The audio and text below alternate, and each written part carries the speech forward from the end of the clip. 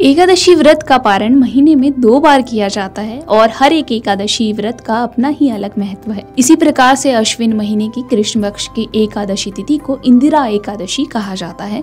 मान्यता के अनुसार कहा जाता है कि एकादशी व्रत का पारण करने से जातक को स्वर्ग की प्राप्ति होती है। तो इसी क्रम में आइए जानते हैं कि इंदिरा एकादशी व्रत का शुभ मुहूर्त क्या है और सही पूजन विधि क्या है। इसी के साथ हम इंदिरा एकादशी व्रत की कथा भी जानेंगे। सबसे पहले बात करते हैं इंदिरा एकादशी के शुभ मुहूर्त की। इस साल इंदिरा एकादशी का व्रत 28 सितंबर को रखा जाएगा, क्योंकि एकादशी तिथि का प्रारंभ 27 अगस्त को दोपहर 1:20 पर हो रहा है और तिथि का समापन अगले दिन 28 अगस्त को दोपहर 2:50 पर होगा। ऐसे में उदया तिथि के अनुसार इंदिरा एकादशी व्रत का पारण 28 सितंबर को ही किया जाएगा। इसके अलावा इस दिन कई शुभ मुहूर्त भी बन रहे हैं। तो आइए जानते हैं कि वो शुभ मुहूर्त कौन से हैं। इसमें सबसे पहला है ब्रह्म मुहूर्त। ब्रह्म मुहूर्त सुबह के 4:36 से लेकर सुबह के ही 5:24 तक रहेगा।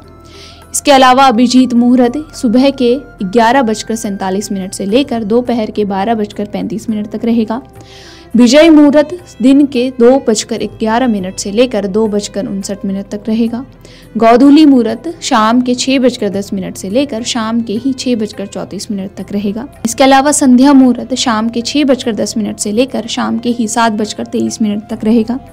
वहीं अमृतकाल की बात करें तो ये 29 सितंबर को सुबह के 1:53 से सुबह के ही 3:38 तक रहने वाला है। वहीं निशिता मुहूर्त रात्रि के 11:48 से लेकर 12:36 तक रहने वाला है। तो आइए अब जानते हैं कि इंदिरा एकादशी की पूजन विधि क्या है। सबसे पहले आपको पूजा स्थल को गंगा जल से शुद्ध कर लेना है। उसके बाद एक कलश में जल भरकर उसमें रोली, चंदन, फूल आदि डालना है। कलश पर आपको स्वास्तिक बनाना है और गणेश जी की प्रतिमा के साथ साथ विष्णु जी की प्रतिमा भी स्थापित करनी है। इसके साथ ही शालिग्राम को आपको गंगा जल से धोकर एक पीठ पर स्थापित करना है। इसके बाद घी का आपको दीपक जलाना है और धूप बत्ती भी दिखाना है। शालिग्राम और गणेश जी को पुष्प, अक्षत, रोली, चंदन आदि आपको अर्पित करने हैं। साथ ही तुलसी माता की भी आपको पूजा करनी है। इसके अलावा आपको विष्णु या फिर शिव मंत्रों का जाप करना है। इंदिरा एकादशी की आपको फिर कथा सुननी है और अंत में तुलसी दल, फल और मिठाई आदि का भोग लगाकर भगवान विष्णु की आरती उतारनी है। तो आइए अब जानते हैं कि इंदिरा एकादशी व्रत की कथा क्या है। कुछ पौराणिक मान्यताओं के अनुसार कहा जाता है कि सतयुग में इंद्रसेन नाम के एक राजा थे, जो कि माहिष्मती नामक क्षेत्र में शासन करते थे। इंद्रसेन भगवान विष्णु के परम भक्त माने जाते थे और वो सुचारू रूप से अपना राजपाट अच्छे से चला रहे थे। एक दिन अचानक देवर्षि नारद उनकी राजसभा में आते हैं।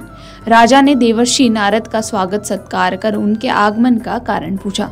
देवर्षि नारद ने बताया कि कुछ दिन पहले वो यमलोक गए थे और यहाँ पर उन्होंने इंद्रसेन के पिता से मुलाकात की थी।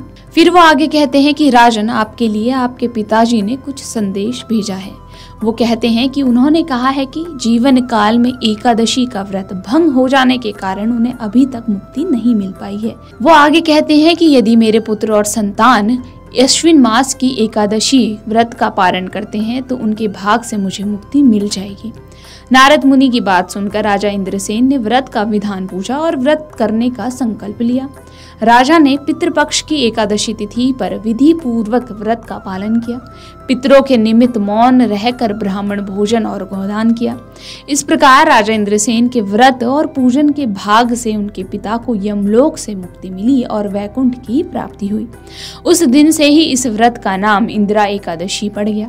पितृपक्ष में पड़ने वाले इस इंदिरा एकादशी के व्रत से पितरों को अधोगति से मुक्ति मिल जाती है और उनका आशीर्वाद सदैव उनके वंशजों पर बना रहता है। पितृपक्ष में पड़ने वाले इस इंदिरा एकादशी के व्रत से पितरों को अधोगति से मुक्ति मिल जाती है और उनका आशीर्वाद सदैव अपने वंशजों पर बना रहता है। तो इस प्रकार से एकादशी व्रत का ये महत्व है। यदि आपके मन में इस वीडियो से संबंधित कोई प्रश्न है तो आप हमें कमेंट कर बता सकते हैं। धन्यवाद।